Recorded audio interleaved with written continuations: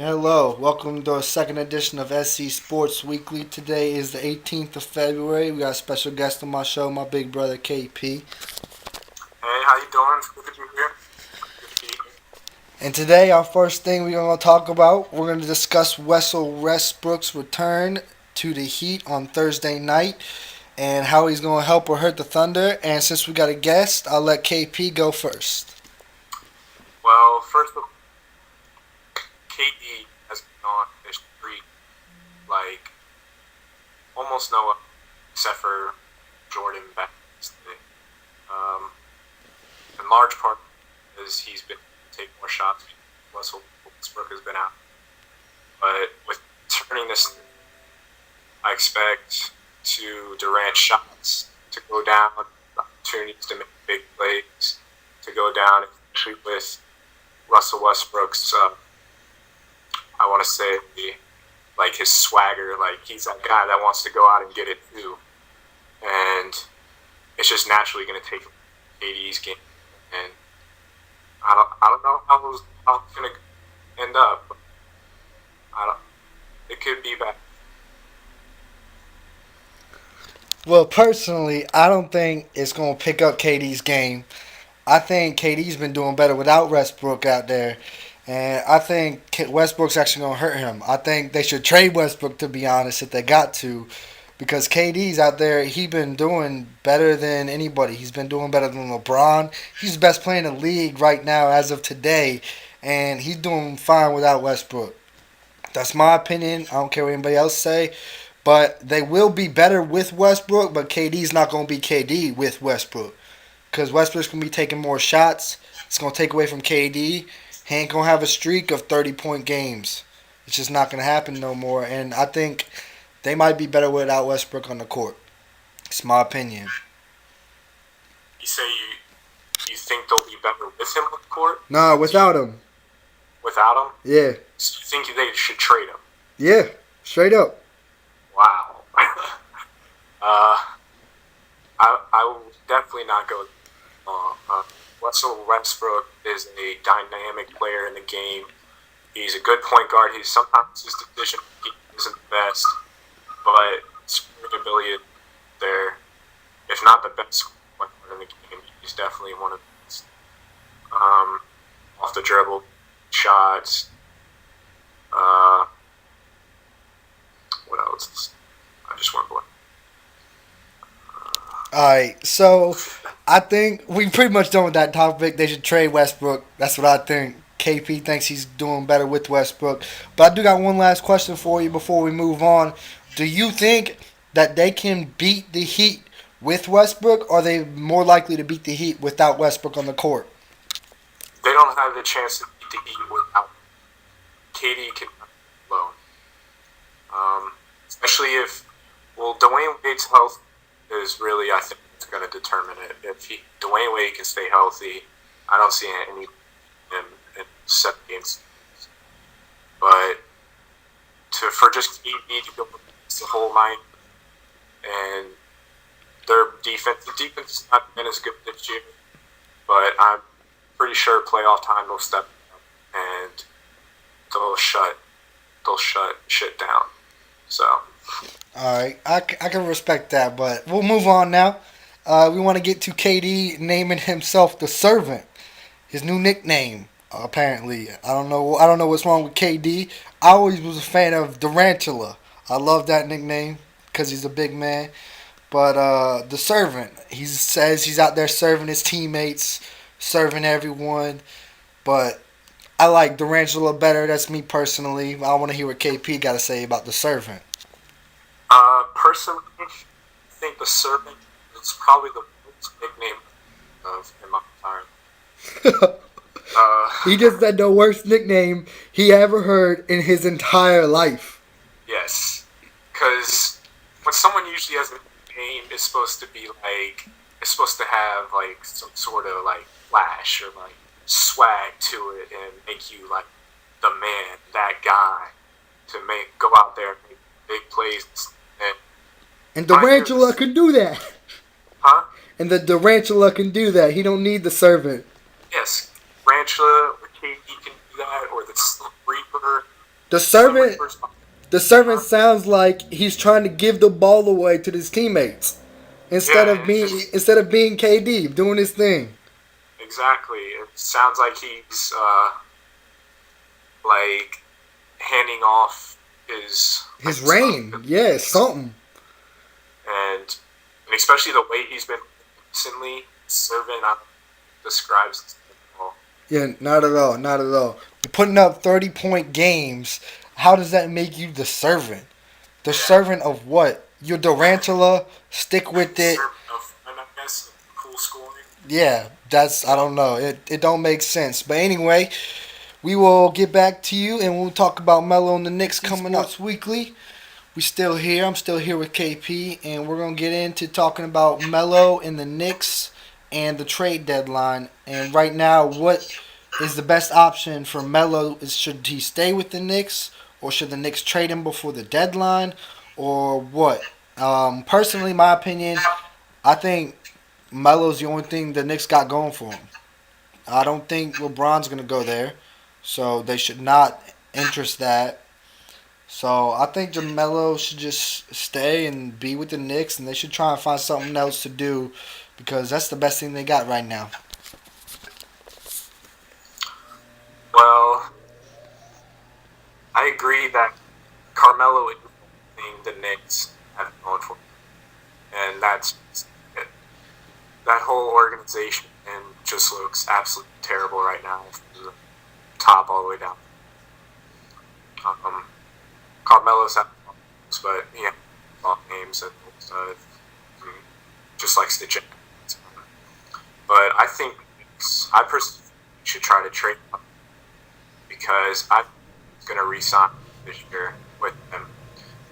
That organization is just too messed up, and not I just other stars don't want to go with him.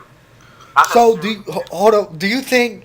I mean, is this gonna happen to Melo his whole career? Is he gonna keep getting traded? And he got traded from the Nuggets to the Knicks, and now the Knicks don't. I don't know what they're doing with him. Is he gonna just keep being traded his whole career and never win a championship? Well, I don't think Will ever win a championship in his career. He will is if he keeps up with LeBron. That's the only way.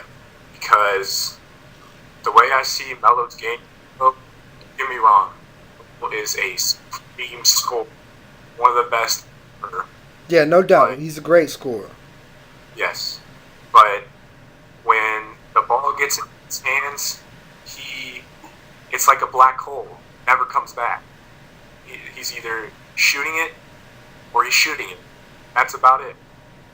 And so he's not looking to pass, not get his teammates involved. He does not get his teammates better, like a LeBron or KD of recent who is averaging, I believe, like 7 assists as he's been on this hot run. And I just feel he's gonna be. I don't know where. We've heard talk possibly go me, and that would just be insane. I probably would the NBA or LA. I'm a Lakers. Really don't want that because I don't think him and Kobe will gel well. So you don't even want him to go to your Lakers, even though Kobe will be done in like 2, 3 years.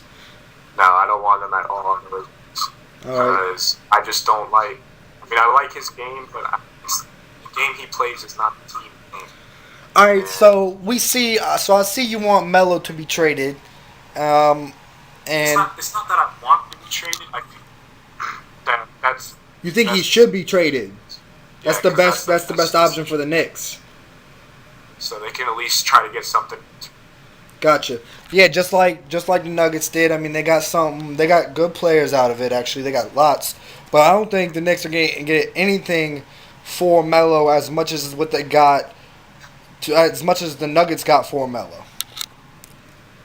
Um, Because I mean, the Nuggets they got Danilo Gallinari, Wilson Chandler.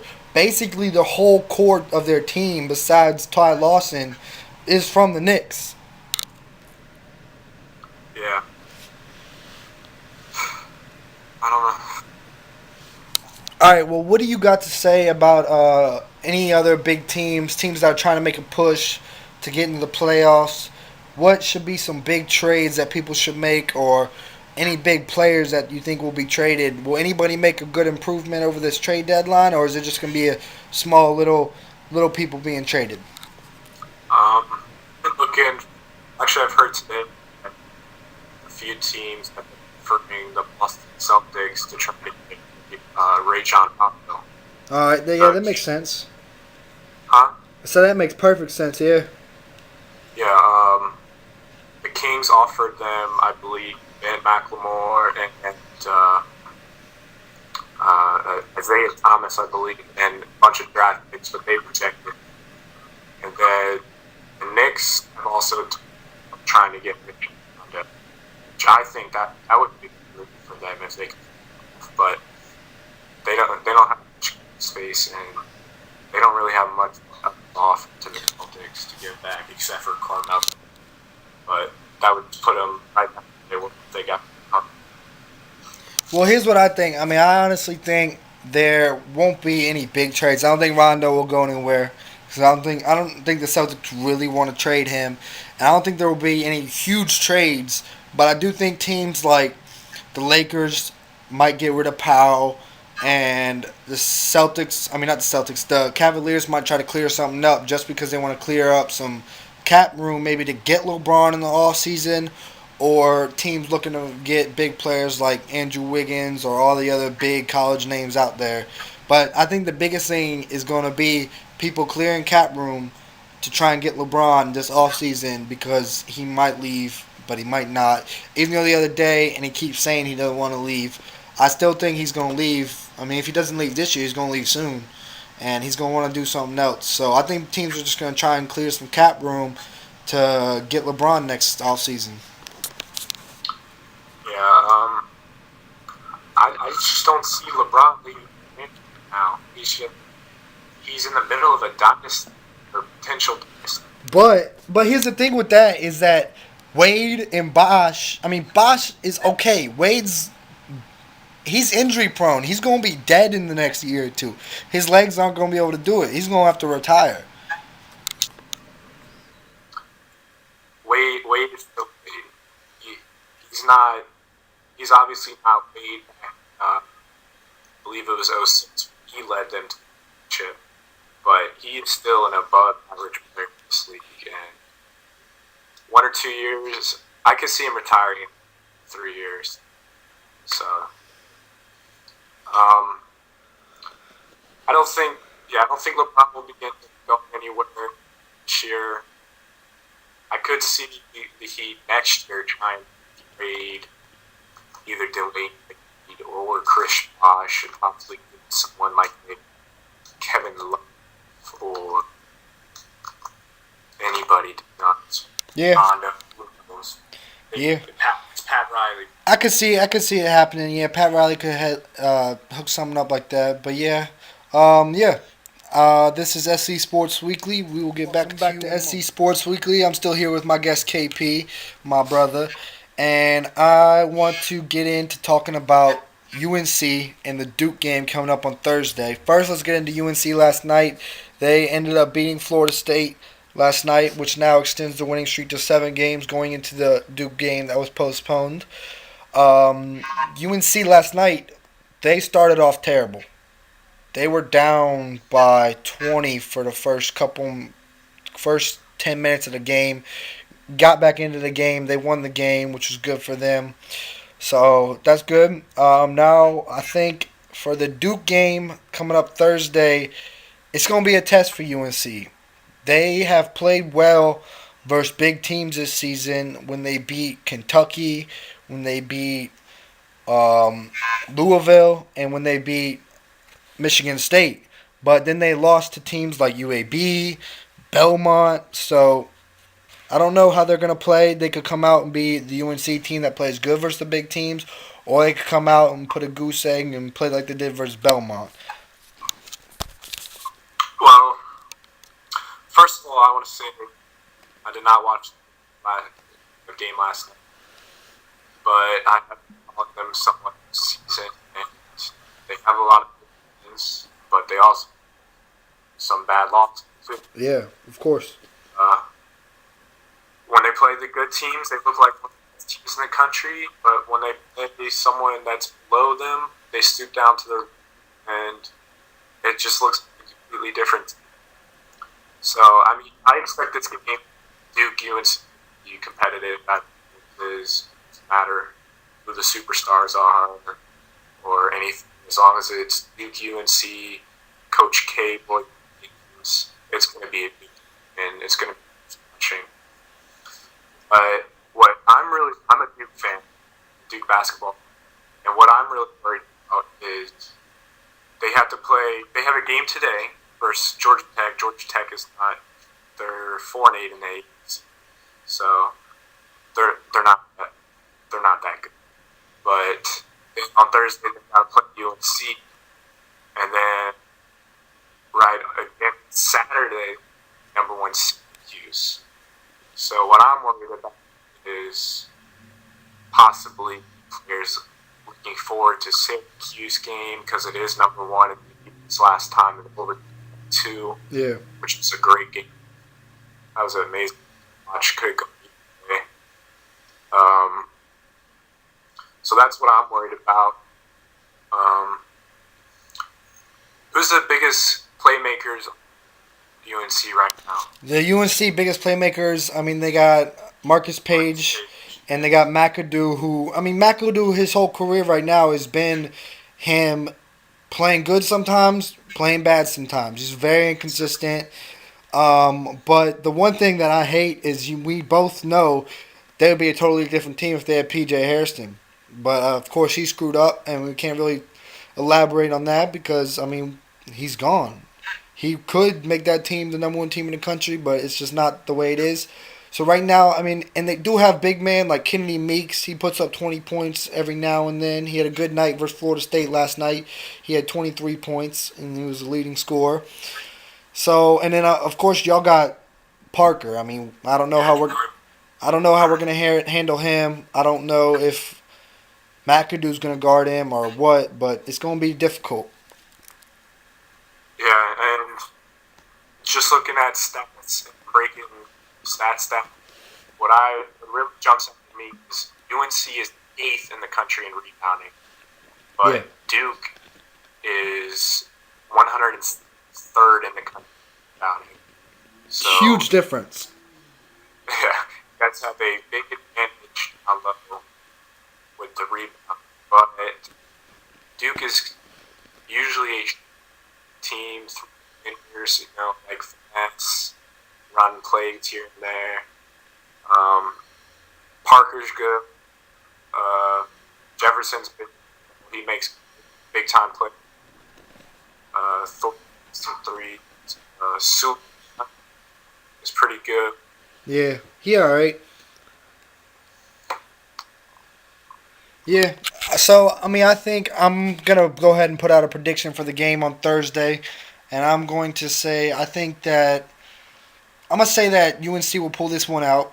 I think they will win this game. It's gonna be a very close one, probably 3-5 point victory, just because I think like you said, the rebounding. I think McAdoo will have a big game, and I think Marcus Page will do good. So if they can handle Jabari Parker, I think they should win the game. So what do you think? Are you gonna put out a prediction on it? Yeah, I'll go put a prediction. I'm gonna go ahead and say my Duke Devils, number 5 ranked in the country, will go ahead and the unranked UNC Peoples by no less than 2 points All right, I got you. at UNC. So we got a UNC Duke rivalry. Of course, we're gonna have to elaborate after that game.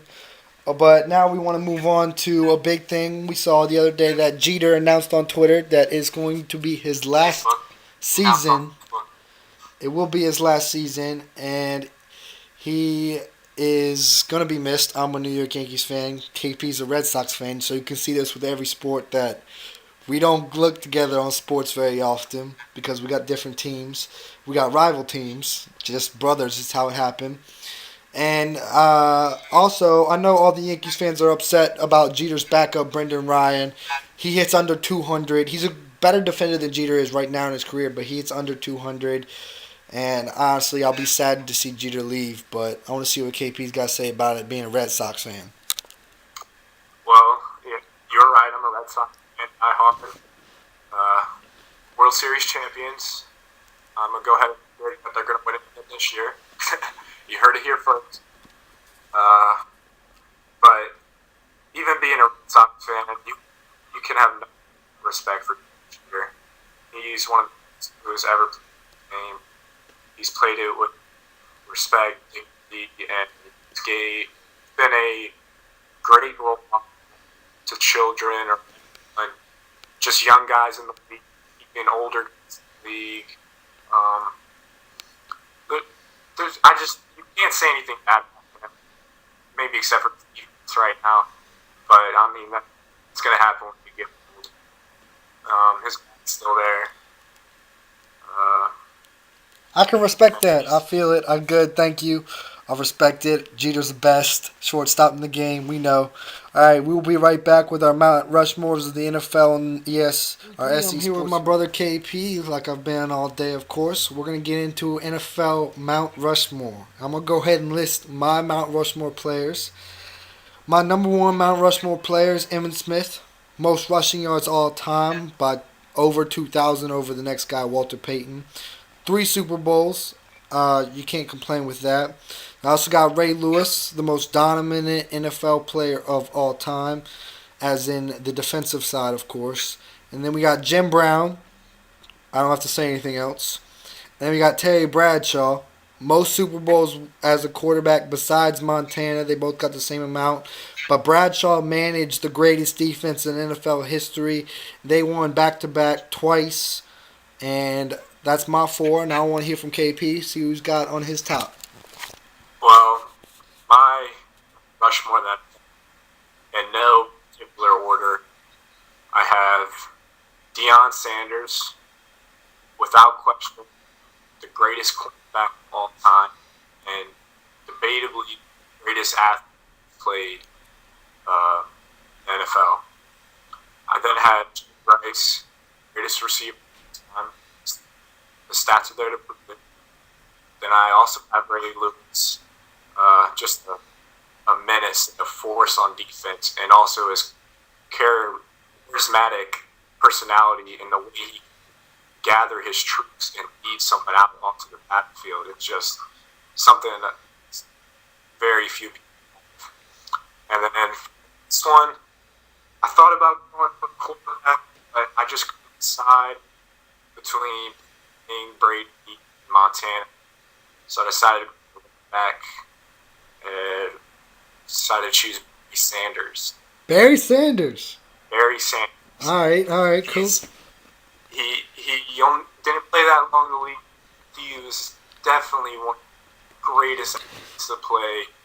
So you chose Barry Sanders, which is crazy to me when I have the running back Emmitt Smith and Jim Brown up here, and you chose Barry Sanders. Barry Sanders.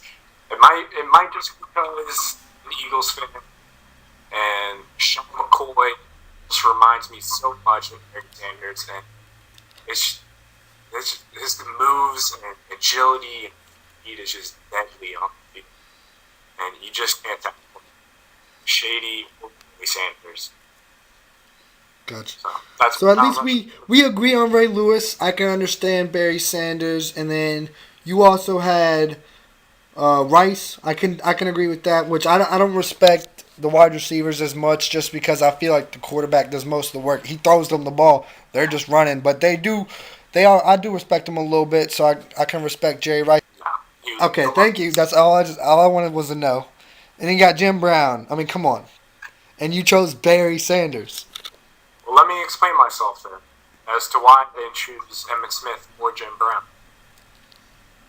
I didn't choose Emmitt Smith. Yes, he has the most rushing yards on, but by 2,000 over the second person, Walter Payton. Okay, yes, I know this stats, but for a good 4 or 5 years, he had arguably the greatest offensive line of all time. Okay. He would consistently not get touched until he was 5 to 7 yards downfield already. no one would ever touch him. So He ran out of. why don't you just say that the Cowboys' offensive line should be in your Mount Rushmore? I don't think it works like that. You know, offensive line love. You already know. I couldn't name an offensive line from that team off the top of my head. Yeah, me neither. It's alive. But we both respect offensive line. I mean, I played offensive line, and you ran Yeah, behind us. I believe besides the quarterback, offensive line is the most important thing that a team needs to succeed. Yeah. But yeah, so that's why I didn't choose Emmitt Smith. I feel like Emmitt Smith only has the most rushing yards because he had a long career, because he didn't get and hit as much as the running back. But that's crazy because it's so rare for a running back to have such a long career, and that's why I respect him so much to put him up there. Because you see, like with Barry Sanders, he didn't play as long. Emmitt Smith was just so, I guess I'm gonna have to say physically gifted to have a long career, and he took the wear and tear. So I think Barry Sanders might have just quit because he couldn't take it anymore, and that's why he's not up there on the list. Well, he's on my list. And I mean the rushing yards all time list. yeah. Okay, yeah. But I mean, he could have quit, kept on playing, but he decided to step away for his own reasons, and that's all power to him. I don't believe that, but he was just an explosive athlete, of a kind athlete that cannot be duplicated, and I just feel like Emmitt Smith is just there because he had a great team around him too, and that offensive line was good. I feel you. And then who's the other running back? Is that Jim Brown? Jim Brown, yeah. Okay, and I actually was thinking about Jim Brown, but he played in an era game is just completely different now. An era where he had 9 Pro Bowl selections, 8 AP All-Pro First Team selections, 3-time Pro Bowl MVP. He was the NFL MVP in 1965, 1963, 1958, and 1957. Rookie of the Year. I mean, NFL rushing champion for 8 years. 1960s All-Decade Team. He was the NFL 50th anniversary all-time team. Like, I had to put him up there. All the stats he's got on his list, he's just one of the greatest athletes in history of sports. Yeah, I definitely do not doubt his greatness. I am a big Jim Brown fan.